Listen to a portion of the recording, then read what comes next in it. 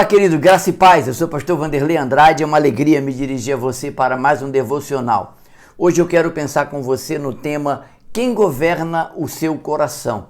O nosso texto base é Marcos 10, 17 a 22, o jovem rico encontrando com Jesus. Diz assim o texto: quando Jesus ia saindo, um homem correu em sua direção e se pôs de joelho diante dele e lhe perguntou: Bom mestre, que farei para herdar a vida eterna? Respondeu-lhe Jesus: Por que você me chama bom? Ninguém é bom a não ser um que é Deus.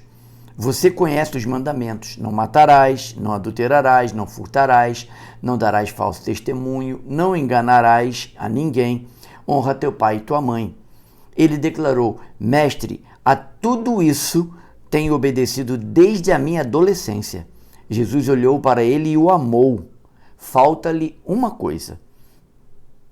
Disse-lhe ele: Vá, vende tudo que você possui e dê o dinheiro aos pobres, e você terá um tesouro no céu. Depois vem e siga-me. Diante disto, ele ficou abatido e afastou-se triste, porque tinha muitas riquezas. Esse é o texto que nós vamos meditar e eu quero pensar com você sobre a pergunta: quem governa o seu coração? Nós temos nesse encontro, um dos encontros mais bonitos que a Bíblia relata de Jesus com uma pessoa, um homem sincero. Ele era rico, porém sincero, e era religioso. Você percebe pelo texto que ele conhecia as Escrituras, mas o que acontece é algo que está invisível. Quem governava o seu coração estava invisível, eram as riquezas, eram as suas propriedades. Ele corre até Jesus, ajoelha-se, é um ato de reconhecimento, é um ato de alguém que teme a Deus, que tem religiosidade no seu coração. E ele faz uma pergunta que é profunda: Bom mestre, que farei para herdar a vida eterna? Versículo 17. Essa pergunta nos remete à revelação do coração desse jovem. Esse jovem ele não tinha convicção, certeza da vida eterna. E isso provavelmente o atormentava, porque no fundo, ele sabia, havia um outro Deus no seu coração. Eu quero que você pense sobre esse pensamento que eu de vez em quando repito aqui. Quando penso nesse pensamento, eu me lembro do autor dele, que diz que o nosso coração é uma fábrica de ídolos. Calvino é o dono dessa frase. O nosso coração é uma fábrica de ídolos. Nossos ídolos muitas das vezes são velados, estão entronizados no coração. Esse homem tinha boas intenções, tinha uma boa conduta moral, tinha até sede espiritual, porque ele tinha esse conflito, mas havia nele algo que ele mesmo não percebia. O seu coração tinha um outro Senhor, um outro dono. Jesus, com amor, com graça, aponta o problema central desse jovem no versículo 21. Uma coisa te falta. Provavelmente esse jovem ficou a pensar: estou próximo de ser aprovado. Mas o que na verdade estava acontecendo era que Jesus estava revelando, trazendo à tona aquilo que estava invisível no coração daquele jovem. Faltava para ele, não era religião, ele já tinha religião. Não faltava para ele boas obras, provavelmente ele já tinha feito algumas boas obras, mas faltava para ele a verdadeira liberdade, a liberdade do seu interior. Então Cristo tenta mostrar a ele, para aquele jovem, a realidade que o seu coração e o seu amor estava voltado para outras pessoas, para outras coisas. O seu amor, na verdade, estava de fato voltado para as suas propriedades. E aí, eu quero pensar com você.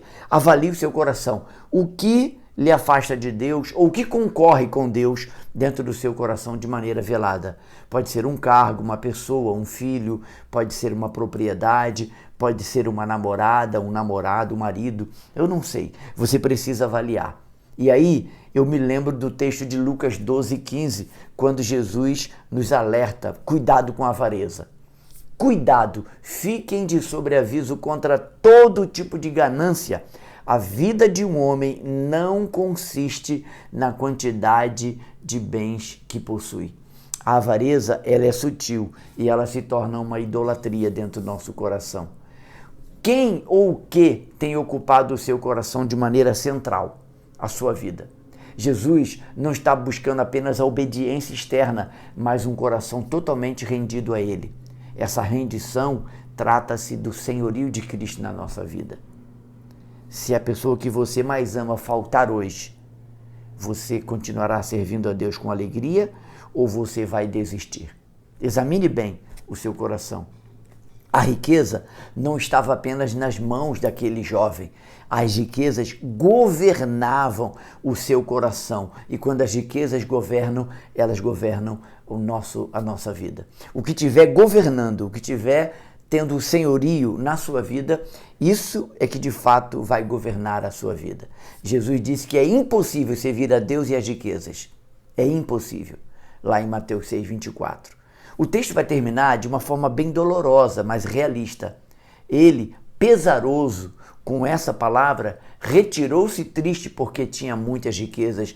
O versículo 22 nos afirma isso. Ele descobriu então que possuía riquezas, mas na verdade as riquezas o possuíam. Não é pecado ter riquezas. Elimine isso da sua mente, isso é um falso evangelho. Você pode ser próspero, pode possuir riquezas desde que elas sejam lícitas e ganhas de maneira honesta. Mas o problema daquele jovem é que ele era possuído pelas suas riquezas.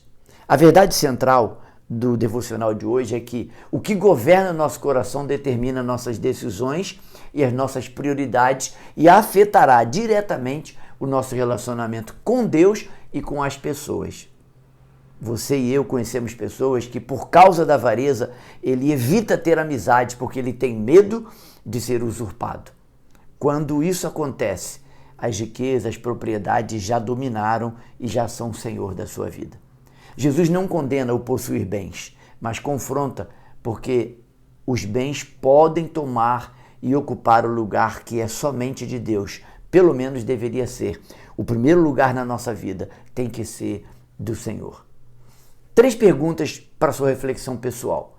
O que mais controla as suas decisões hoje? O que mais ocupa sua mente? Isso pode ser um ídolo. O que ocupa mais o seu tempo e pensamentos? Onde estão seus afetos? As suas afeições estão voltadas para quê ou para quem? Terceira pergunta.